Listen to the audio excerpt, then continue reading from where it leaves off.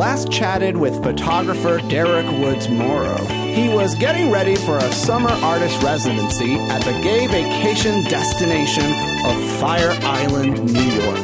One of Derek's main photography projects involves convincing random strangers to pose naked in cruising areas. But this summer, he changed it up by sleeping with guys he wasn't necessarily attracted to in order to get a peek at what's on their phones. Today, Derek Woods Morrow returns to share with us his exciting stories of having sex for art and why Fire Island's meat hanger cruising spot ain't what she used to be.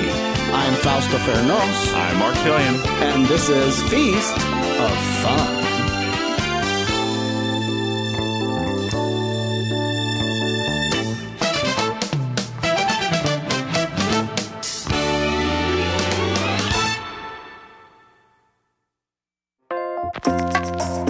Hi folks, Feast of Fun is made possible because of financial support of people just like you. Right now, we have an amazing t-shirt, a Taco Trucks t-shirt. This t-shirt is the stuff of which Donald Trump's nightmares are made of. And for the rest of us, it's what makes our dreams come true. Who doesn't want a taco truck on every corner? Get yours today right now at feastoffun.com/store and tell the world, yes, we Mexi can. Yo quiero un taco truck t-shirt. Our guest today is artist Derek Woods Morrow, who I would describe his artwork as a Jenny Jones or Ricky Lake show premise. So if today's show was a Ricky Lake show, we'd be like, let me see what's on your phone, and did you sleep with him? Welcome back to Feast of Fun, Derek. Thank you for having me, Fausto. And the reason I describe it as let me see what's on your phone, did you sleep with him, is because you're on a new art project where you're actually asking to see what's on people's phones. Yeah, that was the premise. I think last time we talked, I was headed to Fire Island for a residency program. I worked on a few projects while there, and one of them was definitely based in your private information that you have on your cell phone and how I can access it through what I do. So you're putting people's most personal moments, most personal images on blast. If you want to call it that. I think I'm exploring the things that people may not want you to see and also creating this weird psychological space while I'm doing it when you're looking right over my shoulder. Well, what I really like about your last work is that you were approaching guys you thought were straight in public, Yes. right? And you were asking them if they would pose naked in nature or in the woods. Somewhere in a queer cruising area. In a queer cruising area, which is usually like, you know, the woods. Something clandestine, something right behind your guys' building. We've been over here a few times. Oh, really?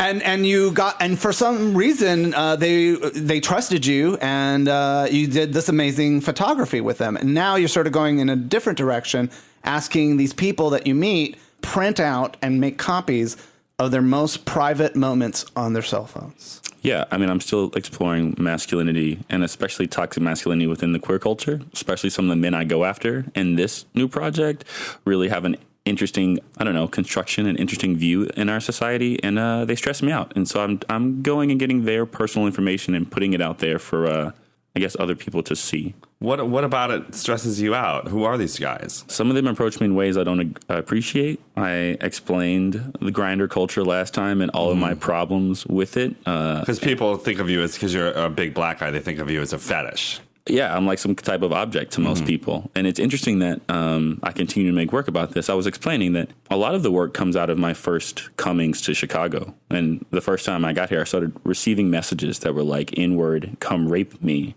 come tear me to pieces. And I was so shocked. Like, I didn't even know how to make work about it. I wanted to like put these people on blast and make all sorts of artwork. Because you never experienced that in Boston. No, it's weird because I was in Boston, right? I'm leaving North Carolina, and my mother's like, they're going to be a little racist up there in Boston. And I was like, yeah, I mean, probably. You know, you got like South Boston. There's certain locations you can't go, you know? But these weird sort of punchlines, like these men were saying these things to get me to come and have sex with them. Like it was supposed to be hot for me. It's like there's something that's lost in translation here that like they don't understand that this is not okay.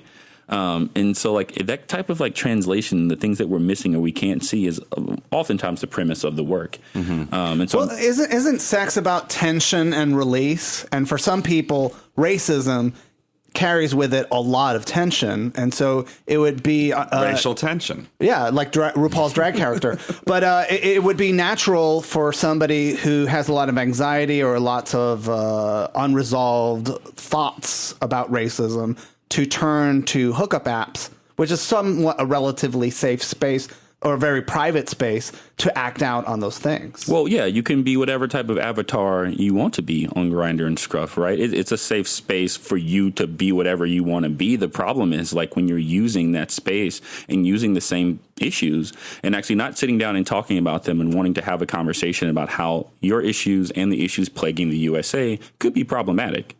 Instead, you're just turning them into a sexual fetish, which for me is a problem because I'm your fetish. And then so they're trying to weed people out based like, are you willing to humiliate yourself or humiliate me and create this relationship that normally wouldn't be acceptable in public spaces? Well, you have this like no fats, no femmes, no Asians, no black sort of mentality on these applications, right? And so you're already weeding out who you don't want and you do want based on whatever you think that they offer. But this is something even bigger. This is somebody fucking with you and seeing how you react to it. You think these people are fucking with me? Absolutely. These people are no. These people want me to come into their houses, have a break-in scene, tear their jeans open, and to take advantage of them because they think it's hot, because they think that's like my role as a black man. They're not fucking with me. They want me to do these things because that's what they think they want. Well, Have you ever? No, I specifically go out of my way to be a hard ass on Scruff and Grindr. Like my profiles are very interesting. They usually have a lot more text. Well, I like to say they're more interesting. They have a lot. They have a lot more text than most. Well, you're other an academic profiles. person, so you're going to have like the Gutenberg Bible in your profile. I mean, Dissertation. there are plenty of geniuses who I know who are using Scruff, who are just using it to hook up and don't specifically go out of their way to put the stuff in their profiles. But for me, it's necessary. Okay, and so this is manifesting now in your work as you were traveling to Fire Island on an artist residency. You were hanging out with the very comfortable in the gay world in a very lavish, fun, playful resort, and you were bringing a device, a printer that created prints of people's images onto Polaroid cameras, right? Yeah, so Onto Polaroid prints, like Andy Warhol. this object actually basically scans the front of your cell phone. It's like an inverse microscope. It's called the Instant Lab. It's a company by a company named Impossible. And what it does is it scans the front of your phone and prints out a Polaroid, kind of like an instant bill of sale for me in the work I'm making, or like a receipt. I actually was. Last time we talked, I had made an Indiegogo a crowd raiser to try to raise money to get a camera, and I was running. I had 3 days before the residency, and I stopped in New York and had run into B&H Photo, and was walking by, and this handsome, beautiful man caught my eye, and I instantly was like, I should say hello, but realized he was selling something, which is like your worst nightmare, that he's trying to get something out of you, and you can't just like drop him your card and say hello. And come to find out, he was selling the Instant Lab, and I ended up getting one. Did you get him too? I did not get him. Did you get his Facebook at least? I did not get his Facebook. Well, because you have to be like, I'm going to run into some problems with this. I need some help. I need tech is there support. Is there any way that I can call on you for in the future for a little assistance in getting the shutter to operate right? I need my aperture wide open. I think he talked about his wife in the middle of the conversation, and I was like, okay, I might have lost this one, folks. Oh, when they bring up the wife, that means they're like, stand away. But I got to use this object, right, in my residency to sort of, those same people who approach me in ways that I don't like on Grindr and on Scruff, or even in public. There was this time I ran into this guy named Kenny, and Kenny grabbed my ass and said, "Hey, boy, would you like a drink?" And I literally picked Kenny up. I picked him up, moved him out of the way, and was like, "You look like a tequila kind of guy," and bought him like a double shot of tequila and said, "We're going to start over." Yeah. And I just bought you a drink. And then he became part of the project.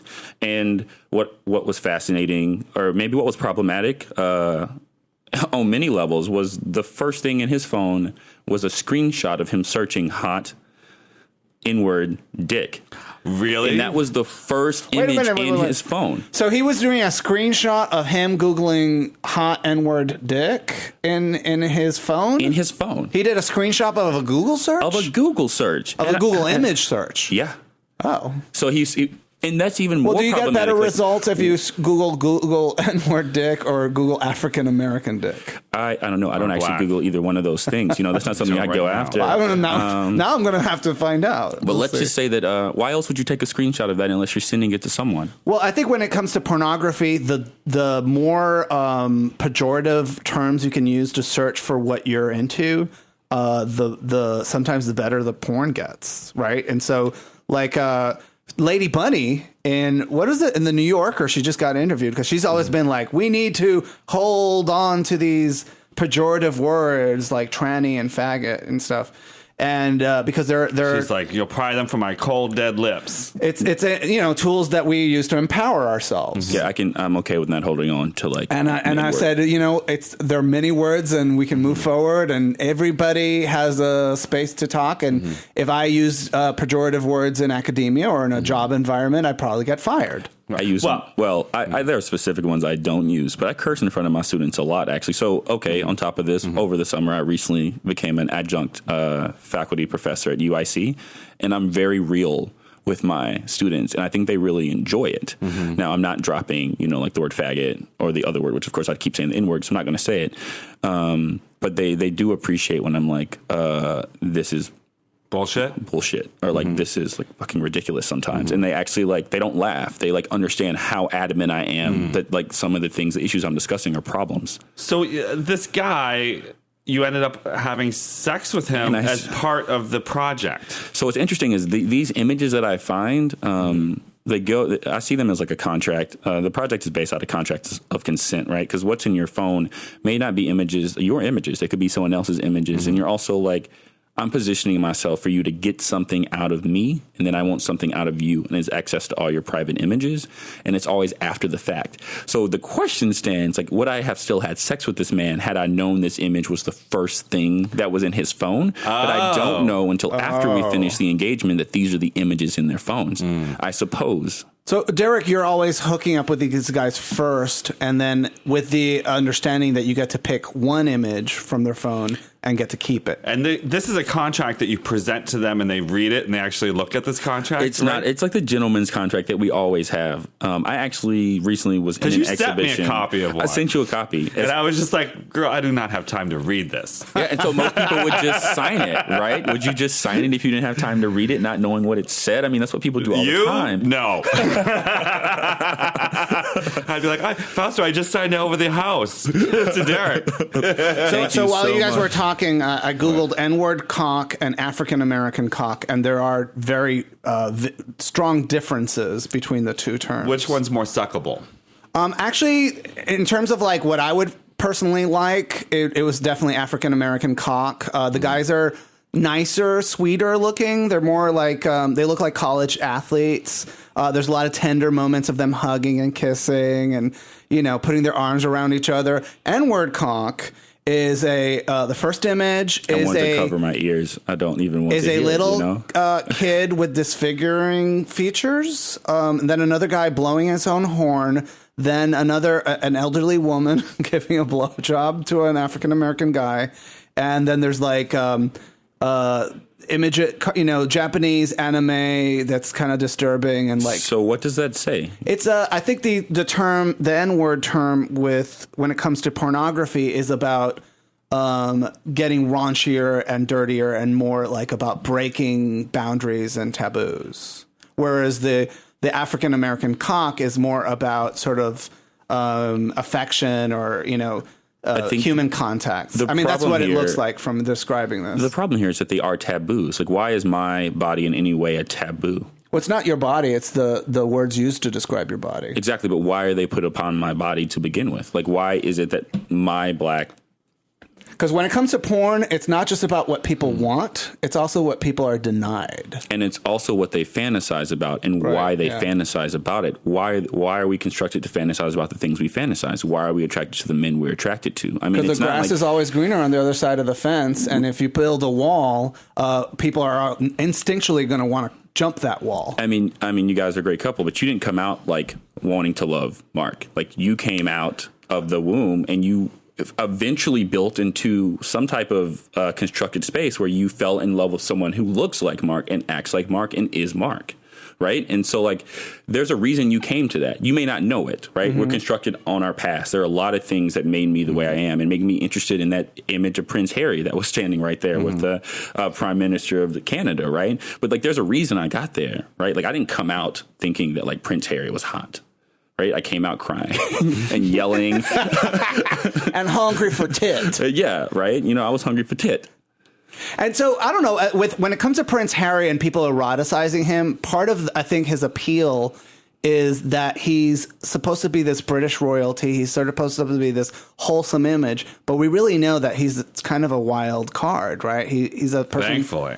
Who goes to raunchy parties. He seems, you know, there's an innocence to his appearance. And then there's like this inside is this person who's like breaking protocol, breaking all the rules and getting drunk. And that I think that appeals to a lot of people because in terms of gingers, there are a lot, I think, much more attractive gingers than Prince Harry. But because he's Prince Harry, there's money, there's elitism, there's class, there's British And I guess a part of me says, like, the things, like, you're counting these things off on your finger. Yeah. And that, like, not to mention that Prince Harry is white and a ginger. Like, he has these options to be, like, liked or, like, be fetishized for all of these reasons. But I struggle to see, like, when people start fetishizing black bodies, then it ends at, like, one or two things. And that's the problem for me with the construction. It's, like, aggressive, big-dicked. Like, these sort of things are the kind of you things. feel like it's like more limited in scope. I feel like limited in scope. Yeah. And I think those are the boundaries that I kind of want to break always. And maybe that's why when I first introduce myself, I'll talk about my education first. Like, it's really important to me. And maybe it's my insecurity as a black man to point out that, like, I've been in 3 different colleges. I have this many degrees. Because, like, otherwise I feel like I'm summed up as, like, the big athletic black male. And then I go to photography. And, like, one of the last things I mention is basketball. Because, like, I did play college basketball for 4 years. But, like, is what people are thinking, right? I want to give them everything else. Like, construct me a different way first, and then you can come back to your issue. But you're going to have to fight with yourself in your head before you just box me into, like, this is what you are, black man. Well, you should start with your drag career. That's what you need to do. It's really short. It's really short, actually. Really? Well, I mean, Oprah says that it's also a thing about age, that as you get older, you feel like you have to explain yourself less and you're just more confident and be like, look, if these people don't see the value in me, if they don't want what I'm selling, man's rejection is God's protection. I'll find somebody who values what I do and what I have to offer. I mean, certainly for this podcast, I mean, how many people say no to coming on the show versus people who say yes? And for us, we like, after doing this for 12 years, we just, you learn to trust the no. It's like if they're telling you no, they're telling you no for a reason. Because anytime you kind of pressured somebody to coming into it, it's just like, it never works. And I used to, like, in terms of approaching people, especially like TV celebrities are kind of like, they're busy because everybody wants their attention and they're always working. And so to get them to spend an hour of their time talking about themselves on a podcast is a little bit of a hard sell. And in the past, I used to be like, these are all our accomplishments. And we talked to all these amazing people and George Takei and Debbie Reynolds and the podcast awards, all that stuff. And now I just go like, hey, would you like to come on Feast of Fun? It's a great experience. And that's the end, you know. And part of it comes from, in the past for me, it was like my insecurity of trying to sell someone on the idea of collaborating or spending time together, when if that person's not ready for me, it's okay. So when you messed around with this guy as part of your art projects and you saw the first image on his phone, what was that conversation like? Did you have a conversation with him about it? In a way, I wasn't surprised, right? I'm also setting myself up to know that these people could have anything on their phone that could be extremely offensive, and I kind of expect that they do. Afterwards, we didn't talk much. You know, I got my photographs. He looked at them. He signed them. I left. Now, what photograph from his phone did you end up taking?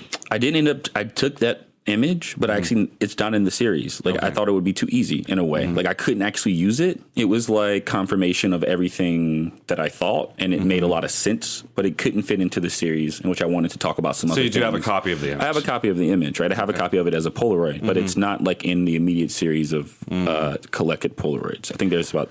So how do you reconcile? Because I'm trying to wrap my head around this. You're having sex with these guys who you might not necessarily be attracted to for access to their phone because you think there might be an interesting story there. Yeah, I think it's really dicey. It deals with my navigation of sexuality too. And maybe in a way I wanted to know if I could be attracted to people that I don't think I'm attracted to, or what happens when my body starts making it into work. Like, it was a discipline. Like, I spent You're like not getting a boner with this guy. Yeah, I'm like struggling and trying to figure out like how can I give them what they want if I can't even be into them at all. And I'm spending 30 days on this island. I made an implicit discipline. This is what I'm going to do. I'm not going to have sex for fun. I'm going to literally every sexual encounter I have while I'm on Fire Island is going to be through the lens of this artwork. So 30 days, all 300 sexual encounters, none of them you were attracted to? There's two.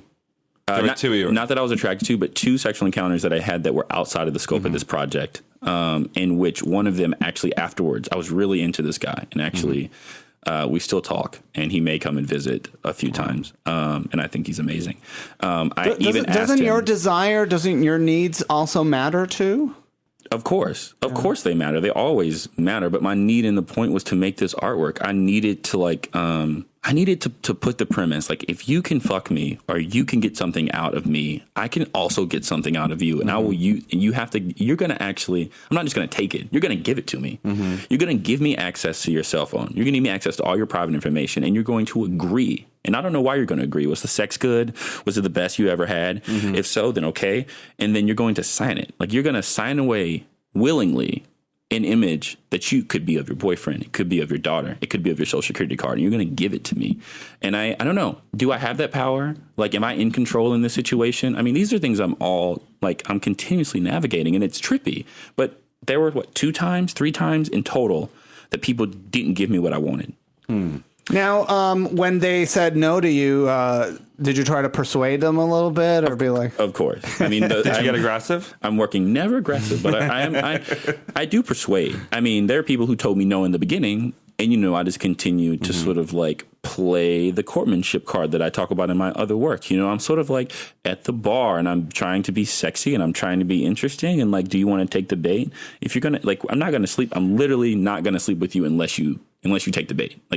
And from talking to other people in the arts and photographers, they look at you as being very successful as an academic and as a photographer and as an artist. And part of that may be that you're training yourself through your making of your art to negotiate everywhere you go. Yeah. And being comfortable in that negotiation. There's a part of the project that for me thinks about what it means to consent to be an artist, or to consent or build a contract around being an academic. It's always like, no matter what you do, again, I'm thinking of this very much as a contract. You're always getting something or losing something, or someone's getting more out of you. You're either overworked at the job that you're a professor and you're not getting as much out of it as you should be, or as an artist, the gallery or someone is screwing you over, right? Someone is always getting something more out of it than you are, or vice versa. So I was thinking about it through sex, through art making, through an academic. And I think it's like a vicious circle, and there's a lot of problems with it. Now, Fire Island is famous for its cruising spaces. Go ahead. What's it called there? The meat rack. The meat rack is dead. It's dead? It's dead. What do you mean it's dead? It died. Oh, okay, wait. So the trees are still there. The sand is still there. The meat rack has not gone up in flames, although it has caught on fire many times. The meat rack is not used. People don't go there and cruise for sex anymore? Not as much. Really? You know why? Grindr and Scruff? Exactly. So the apps are destroying that physical space. And in a way, and this is from my art theory standpoint, a lot of the idea of making digital Polaroids comes from this idea of using an archaic thing like a Polaroid, which is a remnant of the past, like cruising, and bring it into close contact with 2016, which is Grindr and Scruff. And in a way, that material of the Polaroid, a digital Polaroid, is actually sort of a commentary on the transition from what the meat rack was and what it is now. So you go to the meat rack now, and what is it like? Is there nobody there? There's one guy there, somebody you wouldn't want to have sex with. What's happening? 'Cause I would imagine that in a space like that's been around forever, that people, if they're horny, are just going to go there. Because if you go to P-Town, they have the Dick Dock and stuff, and people still do stuff there. Yeah, I think the Dick Dock because I've been to Provincetown a few times, is probably even more used than the meat rack. The meat rack now is also patrolled by not the police, but because it's national wildlife land or something. Yeah. So you can get a fine or something for being naked in the meat rack nowadays. I would say that I wasn't around when it was at its height, but from what I hear, and of course stories passed down, there tends to be like some hyperboles. But there were 60 and 80 guys in the meat rack, and now you might see 6 to 8. Okay. You might see 6 to 8. So, and part of your residency is one of the things they had you guys do is meet with mentors, with people who are sort of at advanced places in their careers, and make a meal together and eat together. And you famously ate with photographer Tom Bianchi. I cooked Tom Bianchi dinner. Actually, we cooked Tom Bianchi dinner, but each week, each of us had the option to make the recipe for the week, and we would all help the other person whatever they wanted to cook. But I gave him like Southern decadence. Like he got the macaroni and cheese. Did you serve him Haagen-Dazs ice cream for dessert? I don't get it. So Tom Bianchi is famous for doing these really gorgeous erotic photos of young muscular men whose postcards and books sold very well in gay bookstores in the early 90s. And he and I cannot find the press mention, but I knew that was a scandal back in the day because he was like just carelessly said, it's like, you know, you're probably, if you're eating Haagen-Dazs ice cream and you got a little extra fat around the midsection, you're not going to be a Bianchi boy. Okay. And I'm sure that was probably said carelessly and probably is not a reflection of his true feelings, but it got him a lot of hot water back in the day. And, you know, I'm sure today he's probably mellowed out with they age. have only had Twitter back then, he would have been roasted alive. Roasted alive. Well, you know, I mean, So I've been like, here's some ice cream, Tom. Gobble up. Yeah, I met Tom. He's actually quite sincere about everything he does. And, you know, he was photographing the Pines in the 70s, 80s. And their reflection of the Pines, which was also very white, right? So, like, I don't think anyone's exempt from some type of critique. But he was photographing the Pines. At the time he was photographing them, they were very white, and a Brazilian shows up every now and then. So there's a critique there as well. And they're all plastic. I mean, they're all perfect. I mean, these men maybe might not be psychologically perfect. I mean, especially before and after the AIDS crisis, which decimates the island of Fire Island. But they have like the leanest bodies, the biggest calves, the biggest bulges. The Beach Boys, you know? Did you see HBO's Larry Kramer's Tales from the Heart? Is that the production? And it was like, we saw it on HBO, and it was an extraordinary production, and it starred the Hulk as Larry Kramer. What's the name of the actor, Mark? I'm blanking out. Well, it's The Normal Heart, and then it's also The Normal Heart. The Normal Heart. Sorry. I did see and that. then it's Mark Ruffalo. Oh, you're talking about The Normal. Yes, I did see The Normal Heart multiple times. And we're like, Larry Kramer's secret is that he's always angry. Just like the Hulk. And so in the Normal Heart, in the beginning of the HBO film, Jonathan Groff from Glee dies on the beach. You know? He drops dead, collapses.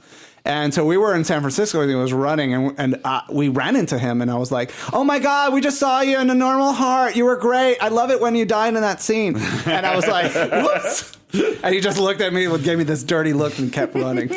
Actually, one of those Running scenes away. is modeled after one of Tom's Polaroids. He talked about this. Oh, really? That the sex scene in the woods that happens in that film is modeled after a photograph that he took, and I guess they come to him and ask him, you know, what were the circumstances of the photograph? How was it taken? We'd like to recreate that sort of feeling. And it's actually from a Tom Bianchi Polaroid. I love hearing that story. And, And part of it is that, like, even now doing this podcast and your Polaroids and everything that we do today, we live in such a different time because in one sense, all this digital media is allowing us to document things in an unprecedented level, but it's also much more ephemeral. Like, Facebook could shut down tomorrow. Flickr's already flickering out, you know, YouTube. And it degrades. It degrades. And I think that, again, I mean, you know, that's part of my interest in this project. If I want to go back to it, it's not that I just want to get every dick pic out of these men's phones. I'm really interested in, like, when the image is starting to break down, when the translation something's been added to it, or something has gone wrong in the translation, and then it's encapsulated in like an archaic emulsion, right? So we have Polaroids that have digital noise in them. We have Polaroids that have pixels, right? Like that doesn't seem very natural to me. Like why would a Polaroid have like, I don't know, iPhone symbol in it? Like it doesn't make sense. It's like part of that. So it's like old and new kind of merging in an unholy way. Yeah, like an uncomfortable way. And then also for some reason, you still being into it. Like my hope is that people are like, it's uncomfortable, but it's so sexy. Like, you know, and it's... Well, and it's part of it is also a batting average because, you know, sometimes when you look at people's phones and you look at their pictures, you're like, God, this person's really boring. You know, you look at their photos and it's like, how many 500 pictures of slices of pizza do I need to look at to find something exciting? Yeah, I mean, I went through some horrible phones. You know, like, you know, I was angered by what I found in Kenny's phone, but there are phones that people, I would hope that someone would just have at least 5,000 photographs so I could find one, because some people had like 500 photographs in their phone. And they'd go back to like 2008. Like you've only taken 500 photographs since 2008, like 8 years later, right? In my phone, being judicious. In my phone, there may be 24,000. But how many of those are of your dick? Quite a few. I'm just kidding.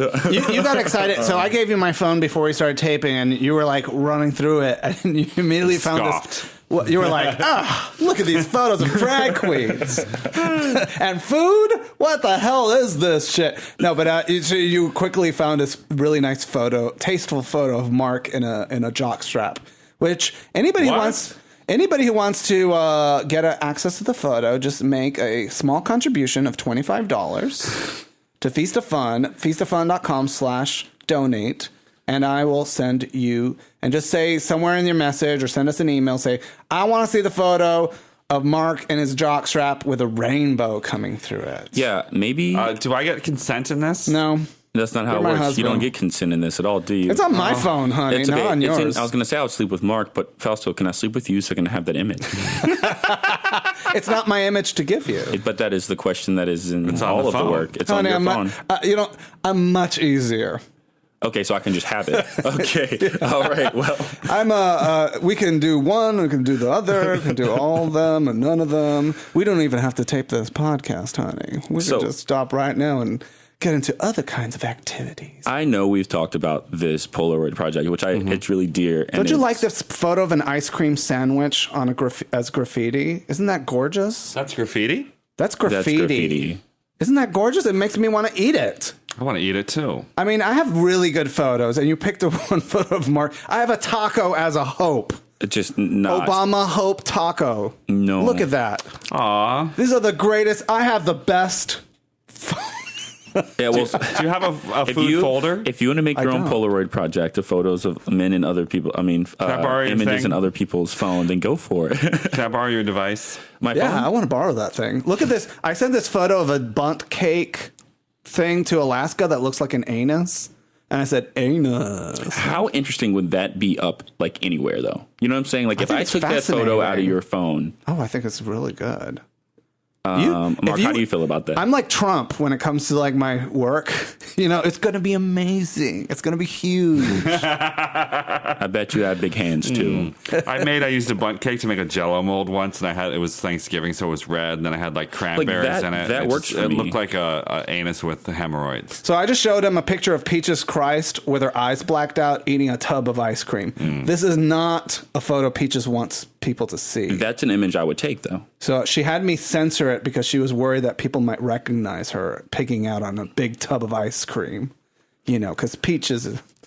Peaches and popcorn. I guess she had a specialty ice cream made for herself. I love this photo so much of Peaches Christ. I actually put it up on Instagram, and I was just in love with the fact that it. Did you show that to some straight people or something? Didn't they have some weird reaction? They were like They were like, "This is pornography," and I'm like, "She's just eating ice cream." Well, because the other girl has her tits out, and you have bars over her tits. Yeah, but so this is like the bigger photo, and if you guys want to see, I'll post them up on our blog today of the show, so you can see the photos we talked about. And the other one has better composition though. you like, yeah, I think so too. The other one's composed better. Yeah, that's called Instagram, honey. So congratulations. Actually, it looks like this project's off to a smashing start. Or I just exhibited some of the work in Yeah. the Suggs Gallery downtown in the Leroy Neiman Center. It just came down, and the Fire Island Artist Residency has given us an opportunity to exhibit in New York. So I will be showing probably some more of this work. I worked on 2 other projects while I was at the residency. One was a performance piece that turned into a sculpture, so it's a permanent sculpture in Fire Island right now. So if you ever go, it'll be there. Where? What is it?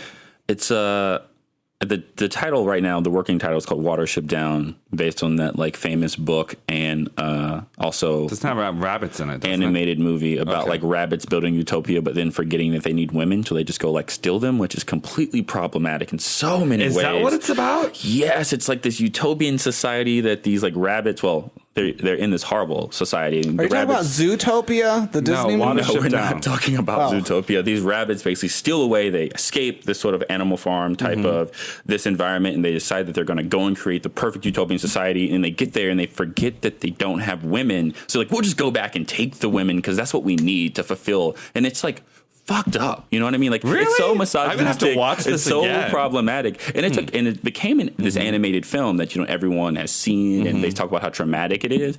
But like the social implications. I feel like a lot of the rabbits die too, don't they? Yeah, there's a Always- lot of dead rabbits, and there's like dogs that eat the rabbits, and there's all of this like turmoil, and it's like really So this a is child's like George cartoon. Orwell's Animal Farm, but with a pornographic twist. That's not exact with the work I was doing. No, the Watership Down. Yeah. So I named this performance piece Watership Yeah. Down, in which I intend to build some type of utopian structure that can never actually work. I actually, out of like old ephemera, like Crisco cans, old red wagons, and like, I don't know, 1,000 pounds of black beans, I intend to sort of build a giant swarming sculpture around a tree that can protect this tree. This tree has been caught on fire. The plot of land I did it on was actually where one of the bigger fires in Fire Island happened, and it burnt Is down. that why they call it Fire Island? Because it catches on fire all the time? I think it's the sunset. Oh. Wasn't there a porn released shortly after parodying the Pauly Shore Biodome movie that he made, where it was What? like Pauly Shore and one of the Baldwin brothers get locked inside a biodome? You know, remember those experiments to see if human beings could survive isolated from the rest of the earth? And of course, with hilarious results, they learned a little bit about themselves. And so there was a porn that came out shortly after where Stephen Baldwin and Pauly Shore were having gay sex inside the biodome and farting a lot. Well, the first gay porn that was made public was done at Fire Island. was down at Fire Island. Boys in the Sand. Is that in the Smithsonian? I think that is, right? It might be. I That's think it very came out the same year as like sexy. Deep Throat or something like that. Or Yeah, maybe- I think Deep Throat, one of those porns is in the Library of Congress or something because of its association with Watergate. should be. It should be. It should be. Have you seen Mary J. Blige's new trailer for her talk show, the 411? Her special guest is going to be Hillary Clinton. You're And talking about the one where she sings to Hillary Clinton very awkwardly? Yeah, I think, what was the song that she sang? I think it's crispy chicken, 3 cheeses, fresh lettuce, wrapped up in a flour tortilla. That's her Burger King commercial. Well, it's about the not same rhythm, though. Same melody. I don't know. I know it was like heinous to watch and really like hard to watch. It's awkward. It's so weird because you're just like poor Hillary Clinton having to sit there and be like, okay, you're singing to me about racism and You should be, I don't nervous. know what to make of it. Yeah, she should be nervous. Yes. And then she like grabs her hand and Hillary kind of like clenches a little bit. Just like, I'm feeling your pain. Do you think Mary J. Blige might be pranking her a little bit in a way that she can kind of get away with it? I mean, Mary J. Blige is not stupid. Well, I don't know if it's pranking. Maybe Mary J. Blige is just culturally aware and knows exactly what this is going to do. Or maybe not knows exactly what this is going to do, but knows what she's doing. I mean, she could very well know she's putting Hillary Clinton in an awkward situation. Because the message of the song is watch yourself when you're in front of the police because the police will shoot you for living in your American skin. Well, she's also kind of victim blaming too, you know, just like telling people to be polite, watch what you're doing with your hands, you know, which is all very good, you know, advice, but it's not really reflective of what's really happening in society because you can be responsible and act, you know, responsible in front of the police and they'll still kill you. Well, and I think that's the point of all those videos that were being shared on Facebook is that the police viciously and violently shot these people, and these people were trying to cooperate with them. I've actually had, I would say, 4 run-ins with police since I've been in Chicago. 2 of them through art making, the specific project in which I had straight men stripping in cruising areas, and 1 in like a back alley after I used to work at Big Chicks, leaving the bar. And 2 of those were quite odd. I don't know if you want me to share those stories because I can. The first time I was shooting, I met this chef, and he was bulky, he was manly. He actually had a butcher knife in his hand. The first time I saw him, I was like, "You're great. I need you in your like giant leopard tattoo or something, or like something was jumping out of his forearm, you know." And it was like, yeah, your masculinity. And so we went to go photograph somewhere. I think it was in Wicker Park or Logan Square. Not sure. This was almost a year and a half ago, and we're leaving. We're finishing. We're wrapping up, and a police officer pulls up on the curb, and he says, "Gentlemen, I'd like to speak to you." And so I like look at what has now become my friend, and I'm like, let me go handle this. So I walk up to the car, and the police officer is like, "Were you guys making a pornographic film in the corner?" So this is a large 40s, 50s black cop sitting in his car, and he shows me the what do you call it when they write down like not the missing persons report, but the screen, and it says like what's been reported. You know what? I forget what it's called. It has a specific name, but it gives like the complaint. 5'11", 200-pound white male with sandy blonde hair and blue eyes sits stripping naked. Large, tall black man.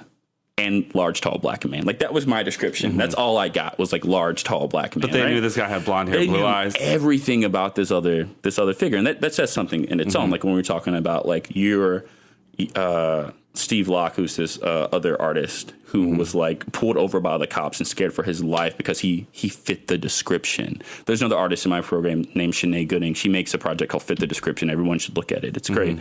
And so... we're leaving. The cop pretty much lets me off because I flash my SAIC graduate school card and say, "I'm making photography. This is for my thesis. We're okay." And we laugh about it. The second I'm leaving, another cop, short, Caucasian, female cop, 5'11", pulls up on the curb in front of us, slams on her brakes, and comes out the car, approaching us, saying, "Are these the fucking perverts? Are these the fucking perverts?" with her hand on her waist, right? Like running towards me and this guy. The black cop had to get out of the car and de-escalate this situation, which could have gotten really bad, like really, really bad, really quickly. And I'm really excited and thankful that the black cop showed up first, who actually I asked to model and strip for my project. Do you think he'll do it? He won't do it. He said he would. He said, "Damn, if I was like 15 years younger and in just a little bit more shape, I totally would do it, man." Hit the gym. I was like, "Yeah, well, let me know. Give me your card. Like, let me know if you want to do this, because I would love another cop for this series." Yeah, I know a couple of cops that you could photograph. Okay, well, let me know. I had a friend of mine. He was a musician, and he has all these tattoos and stuff. And he's in a punk band, and I think me and was it Mark? We're walking down Halstead Street, and he rolls down his window. He's like, "Hey, faggots, come over here." I'm like, oh my shit. God. And so we approach, "What's going on, officer?" He's like, "I got fooled you." I'm just like, oh shit.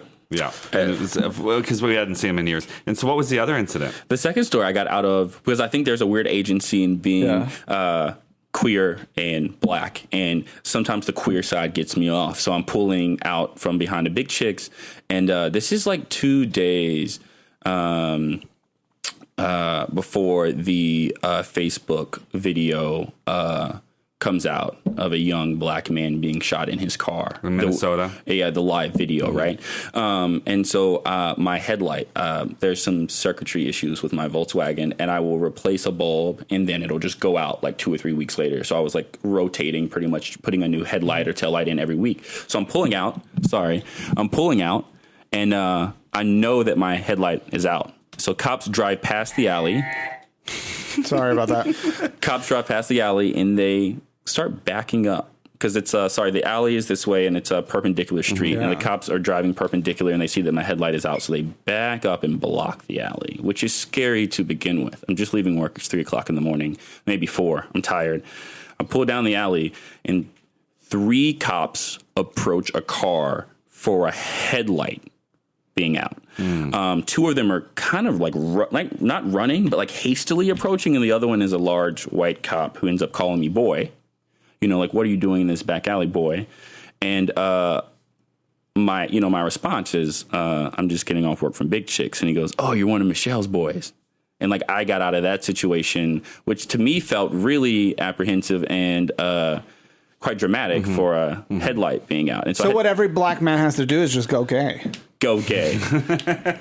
Just go gay. Unless you're the homophobe. But, you know, it's like the cops know all the bar owners, and the bar owners know all the cops. Well, the bar owners also are politically active, and they also donate to a lot of political campaigns. I go to say, like, what if I didn't know? I mean, what if, like, I just was, I don't know. I was scared out of my mind. I also had a flash, like a speed light, which is in a black case that sits inside of my glove box because I take it when I travel. And I wonder constantly what could have happened if, like, I know they could say they thought it was a gun. Right. And that has to go through my mind as a black male living, A, in Chicago, and B, like, living in America. You know, I'm seeing updates from some people that say they're just not even going to drive anymore. They're just like, I live in the city. I don't even want to drive. You can walk down the street and get killed by the cops. Yeah. You don't have to be driving. Right. So, you know, I guess Mary J. Blige's attempts to talking to what could be the next president of the United States. Hopefully will be the next president of the United States.